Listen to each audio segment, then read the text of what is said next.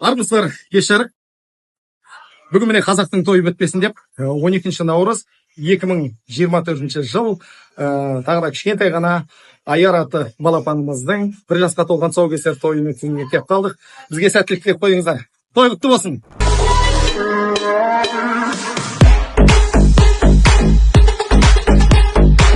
Бүгін кішкентай Аярымыз тұсаукесер жатқан.